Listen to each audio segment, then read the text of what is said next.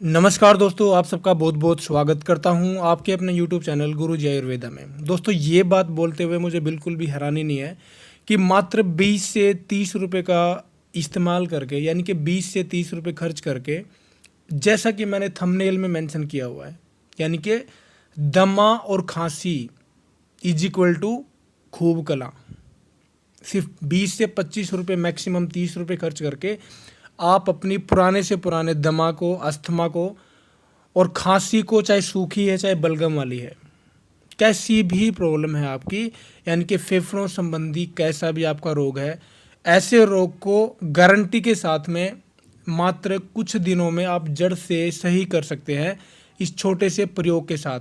दोस्तों, आज आपके बीच में मैं एक लाइफ चेंज वाला नुस्खा लेके प्रेजेंट हुआ हूँ। तो दोस्तों, आइए नुस्खा समझते हैं।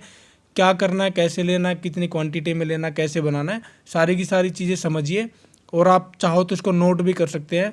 और दोस्तों, इसके बाद में मैं परहेज़ भी आपको ज़रूर बताऊंगा और इसके साथ में एक चीज़ और भी बताऊंगा कि किन व्यक्तियों को इसका इस्तेमाल नहीं करना है।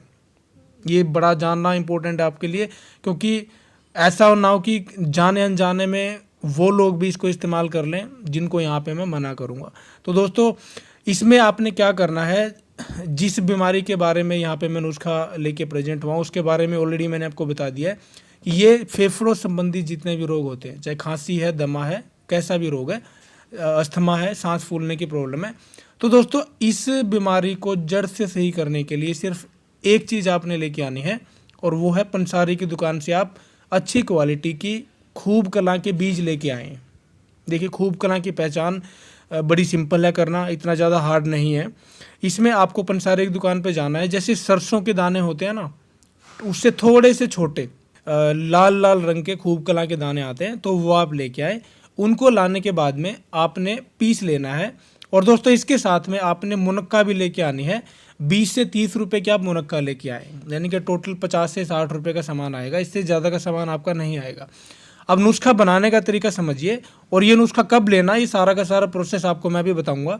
देखिए, सुबह उठने के बाद में आपने 2 मुनक्का लेनी है और 2 चुटकी खूब कला का पाउडर, इस चीज़ का विशेष ध्यान रखना है।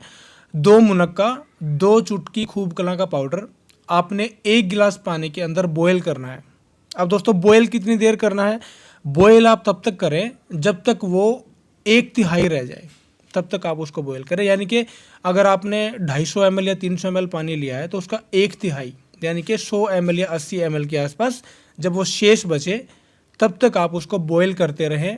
दोस्तों, कोई भी काढ़ा बनाते टाइम पे या फिर आयुर्वेदिक नुस्खा बनाते टाइम पे, दवाई बनाते टाइम पे रेशियो का, यानी कि अनुपात का ध्यान रखना बड़ा इंपॉर्टेंट है हमारे लिए, क्योंकि अनुपात की बड़ी एक वैल्यू है।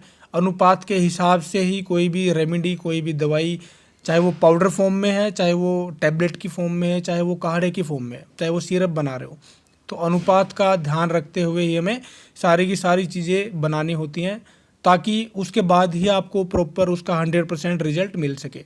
अब दोस्तों, आपने ये काढ़ा बना लिया।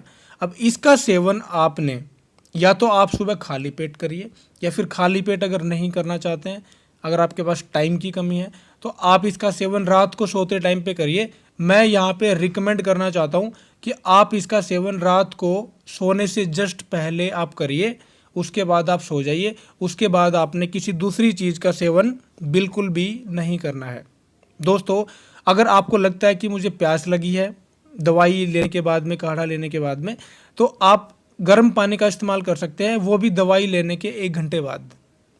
दवाई लेने के 1 घंटे तक कुछ भी खाना पीना आपने बिल्कुल भी नहीं है।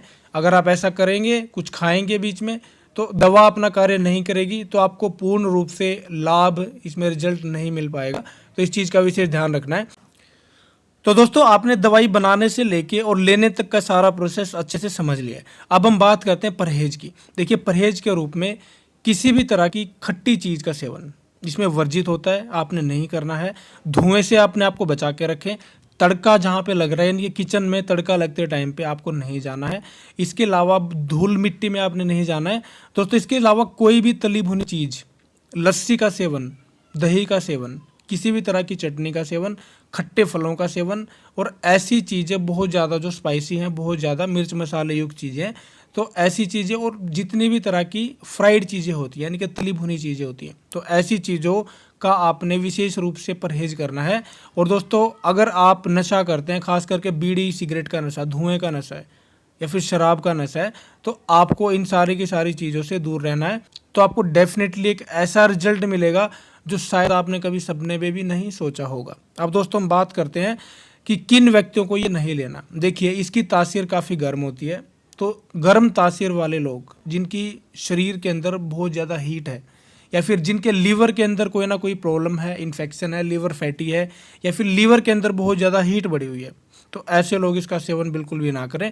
और ख़ास करके इसके अलावा दोस्तों जो प्रेग्नेंट लेडी हैं वो भी इसका सेवन बिल्कुल भी ना करें। और इसके साथ साथ दोस्तों जो व्यक्ति यानी कि जो बच्चे 8 साल से या 10 साल से कम उम्र के हैं, तो ऐसे बच्चों को आप इसका सेवन बिल्कुल भी ना करवाएं। अगर आपने सेवन करवाना है तो कम से कम 12 साल की उम्र होनी चाहिए और उसमें भी क्वांटिटी का आपने विशेष ध्यान रखना है, कम क्वांटिटी में ही आप इसका यूज करवाएं। तो दोस्तों ये जानकारी बड़े काम की, आप इसको ज़्यादा से ज़्यादा शेयर जरूर करें और जो जानकारी अगर अच्छी लगे तो वीडियो को लाइक कर दें, चैनल को सब्सक्राइब करके घंटी वाले बटन को जरूर दबा लें ताकि फ्यूचर में भी आपको ऐसा ही इन्फॉर्मेटिव कंटेंट, इन्फॉर्मेटिव जानकारी हमेशा मिलती रहे। तो दोस्तों आज के लिए इतना ही है।